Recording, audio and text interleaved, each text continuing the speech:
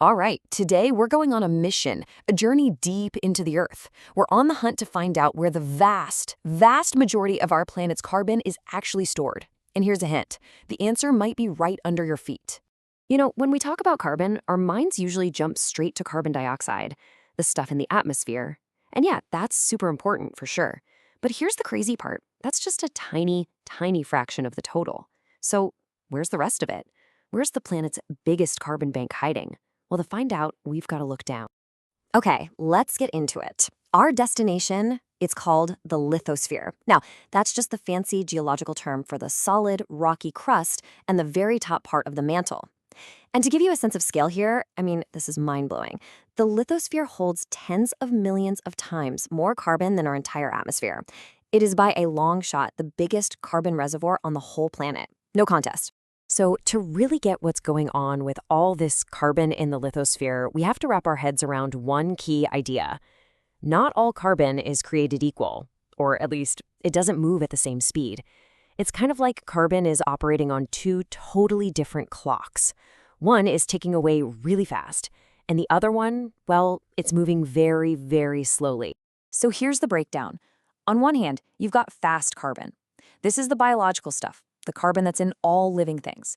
Plants, animals, us, the soil. It's constantly on the move, cycling in and out of the atmosphere over just a few years or maybe a few decades. But then you've got slow carbon. This is the non-biological stuff. It's been pulled out of that active cycle and locked away from millions of years in rocks and fossil fuels. It's stable, it's ancient, and it's definitely not renewable on any timescale that we can even comprehend. All right, let's zoom in on that slow carbon, specifically the stuff that was actually once alive. We're going to explore the incredible story of how ancient life became the very fuel that powers our world today.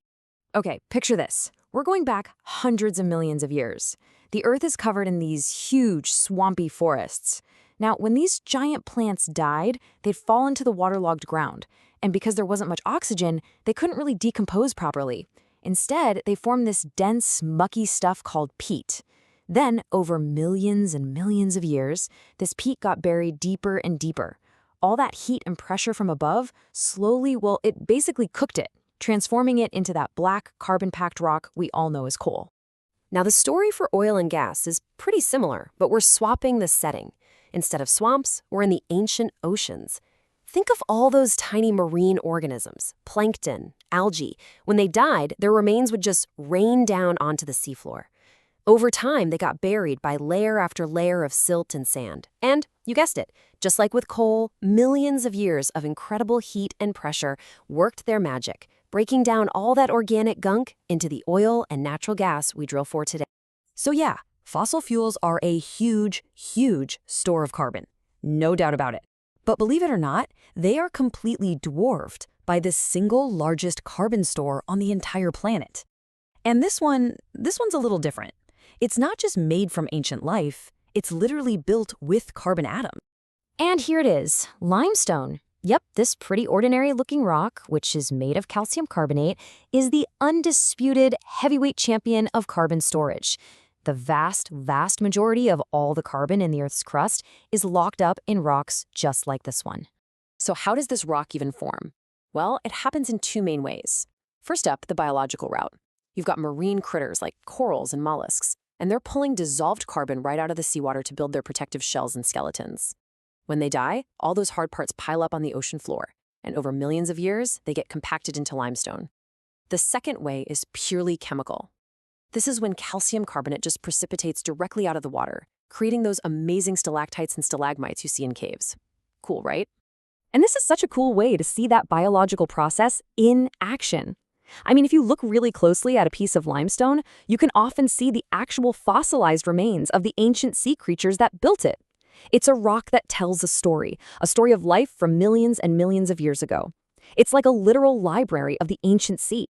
Okay, so we've covered the solid rocks and the liquid fuels, but there's one more carbon compound we have to talk about. It's a gas, and it's kind of a wild card in this whole carbon story. Its name is methane, and it's a tiny molecule with a really big impact.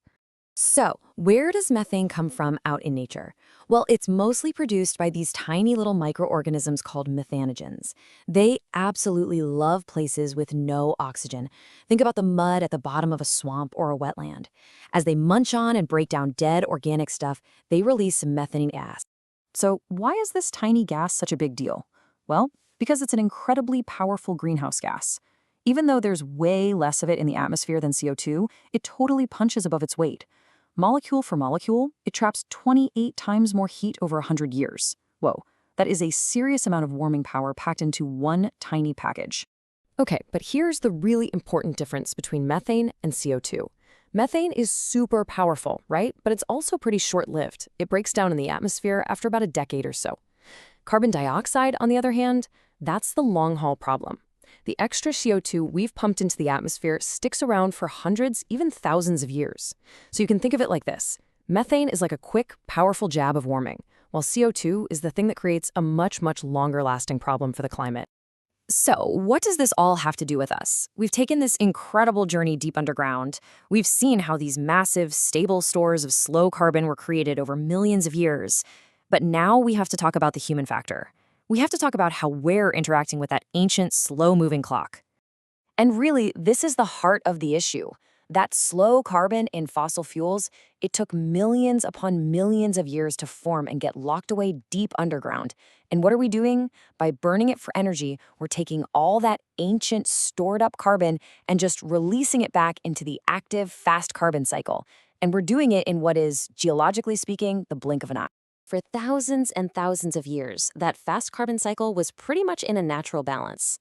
But by digging up and burning these immense stores of slow carbon, we're basically injecting it into the atmosphere at an absolutely stunning rate.